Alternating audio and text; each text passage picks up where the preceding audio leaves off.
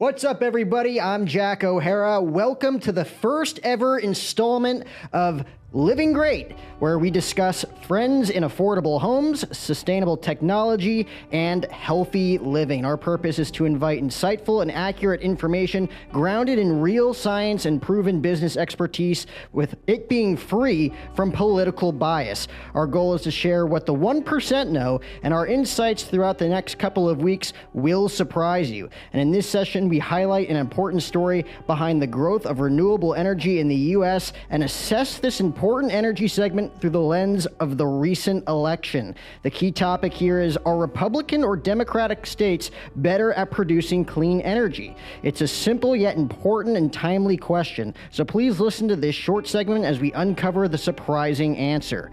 For decades, consumers have been given a lot of background noise on energy policy, and in this segment, we focus specifically on renewable energy production in the U.S. and which major political party has a better track record at implementing this major technological shift in how we now create electricity. So first, let me introduce our co-host, Jeff Cherski. Jeff is a successful leader in both renewable and sustainable living, completing over $2 billion in shareholder exit value and currently working as the CEO across major housing projects approved for over 7,000 affordable homes, plus a major solar project in Puerto Rico. Now, Jeff, does election rhetoric actually transfer into viable policy, or is it more complicated and maybe more surprising? Well, thanks, Jack. So with respect to renewable energy, it's definitely influenced by politics and public opinion, and that relationship is complex.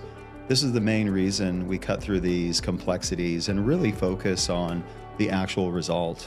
We wanted the data-driven answer and then probe further into the underlying catalyst. Now, what is your take on the politics of renewable energy? We're talking about this today is the inauguration of President Donald J. Trump. What would you say are the specific politics involved when it comes to sustainable living? Well, professionally, I've made it a corporate philosophy to stay out of the political fray. And there's too much risk in picking sides, especially in this industry where most public opinion desires a cleaner planet. We find the best course of action is pursue the economic benefit and then stay agnostic to the politics from both sides. And then within that range of good economic outcomes, really do our mission to be green. Now, why should this be a topic of who is better, and why does that specifically matter in this sense? I mean, our country, everybody would tell you that it's divided. Everybody is very strong to each of their opinion, especially now in 2025 with this past inauguration. Why should this even matter? Well, look, energy costs are one of the largest budgetary issues on the planet. Many of the wars over the last 100 years was over access to energy.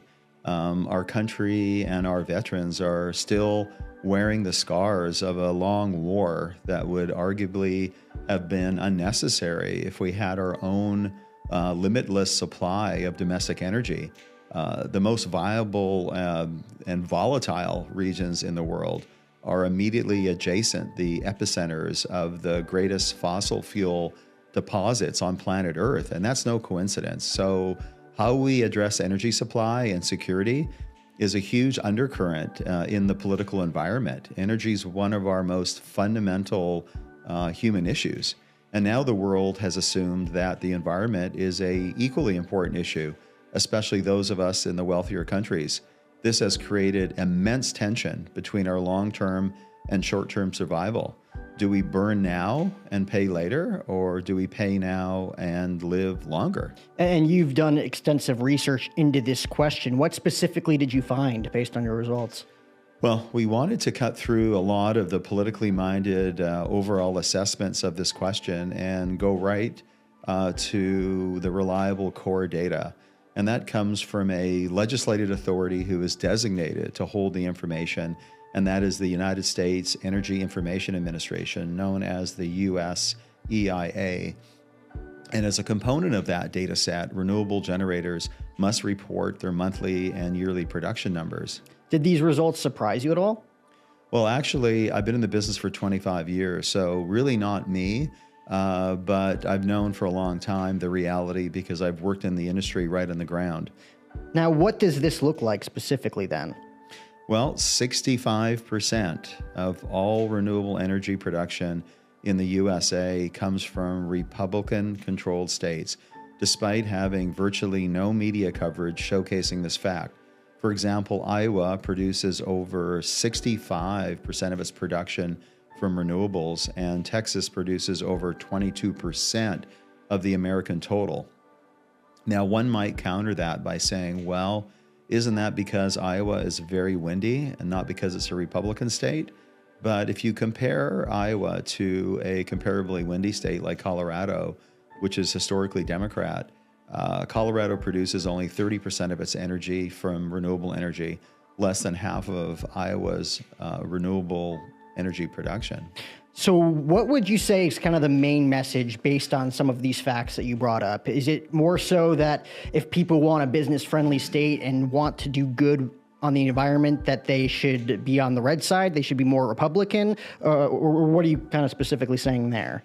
Well, framed in that question, yes, but people live where they need to live. So we do need to make a statement here that this has been the trend for 25 years, but 25 years is the entire length of this boom in renewable energy. Our ending words are really several things. And number one, findings like this are not known by a lot of people, yet they impact people who are open-minded and willing to learn. There's always a much bigger story behind the political fray. That's why forums like the Living Great podcast needs to explore these unique findings in both rewarding and insightful ways. And number two, really stay tuned for our more deeper insights into these issues and more. Well, I appreciate the time, Jeff. This concludes our short but informative first episode of Living Great. This episode of Living Great is brought to you by Greenbrier Sustainable Living on the Toronto Venture Exchange.